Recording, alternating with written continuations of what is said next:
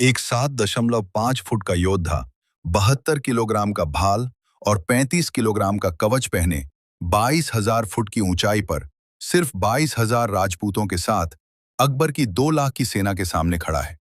न झुका, न दारा, न बिखा।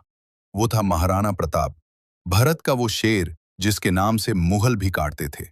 ये कहानी सिर्फ लड़ाई की नहीं, ये कहानी है स्वाभिमान की, आजादी की और उस मिट्टी की जिसे हम मेवाड़ कहते हैं।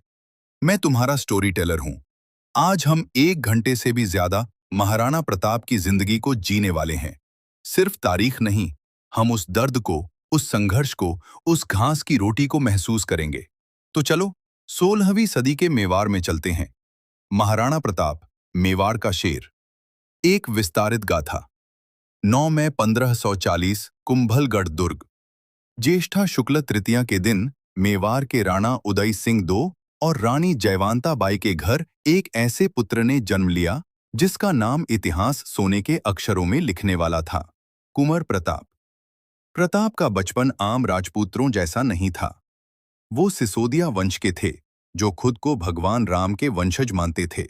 उनके पूर्वज बप्पा रावल ने 734 AD में मेवाड़ की नींव रखी थी। उनके पर नाना राणा संग ने बाबर से खावा का युद्ध लड़ा था। उनके दादा राणा रतन सिंह द्वितीय ने भी बलिदान दिया था। मतलब प्रताप के खून में ही आजादी और स्वाभिमान था। बचपन से ही प्रताप का कद काठी अलग था। कहते हैं उनकी लंबाई 7.5 फुट थी और वजन 110 किलोग्राम। वो 72 किलोग्राम का भाला, 81 किलोग्राम की 2 तलवारें और 35 किलोग्राम का कवच पहनकर लड़ते थे। कुल 208 किलोग्राम वजन लेकर लड़ना आम इंसान के बस की बात नहीं। उनकी घुड़सवारी और तीरंदाजी का कोई सानी नहीं था। पर उनका जीवन सुख से भरा नहीं था। 1500 आथाहत में अकबर ने चित्तौड़गढ़ पर हमला किया। राणा उदय सिंह अपने परिवार के साथ कुंभलगढ़ भाग गए।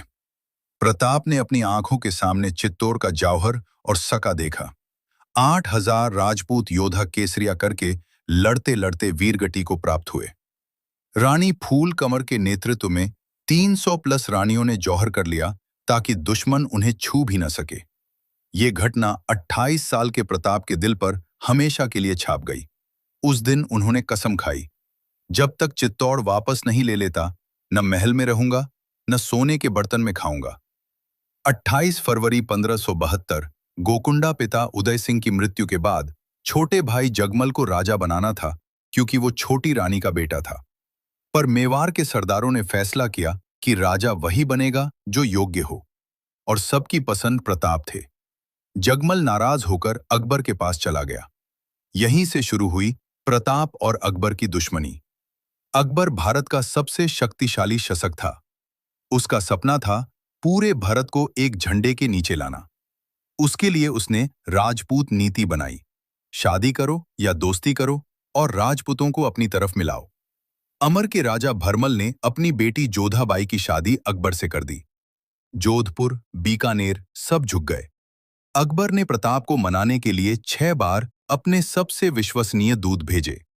1. जलाल खान कुर्ची। 2.